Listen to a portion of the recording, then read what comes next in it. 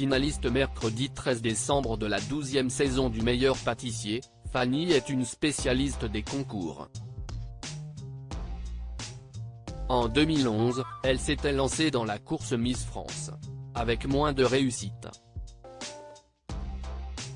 Présente en finale de la 12e saison du meilleur pâtissier aux côtés de Thibaut et Julia, Fanny est en train de devenir une spécialiste des concours. Car, ce n'est un secret pour personne, avant de s'engager dans le programme de M6, la désormais ancienne professeure des écoles avait écumé les podiums du Roussillon en 2011 avec en ligne de mire l'élection Miss France. La jeune femme s'était classée 3e lors du concours de beauté régional. Elle était ainsi la deuxième dauphine de Julie Vialot, qui a représenté le Roussillon lors de l'élection de Miss France 2012.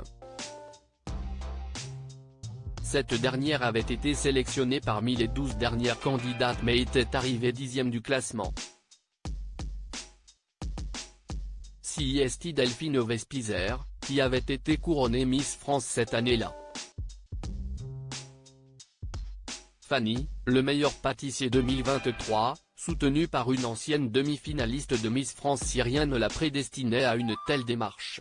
Fanny fut largement soutenue par Marie-Charlotte Méret qui travaille aujourd'hui au comité Miss France.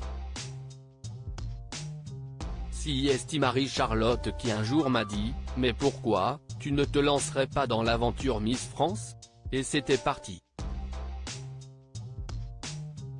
Marie-Charlotte Méret a été Miss Camargue-Cévennes 2005 puis demi-finaliste au concours Miss France 2006 et prix d'élégance Miss Internationale 2007.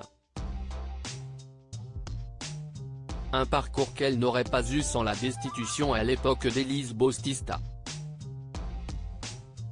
En effet, elle avait réalisé des photos où elle posait en partie dénudée.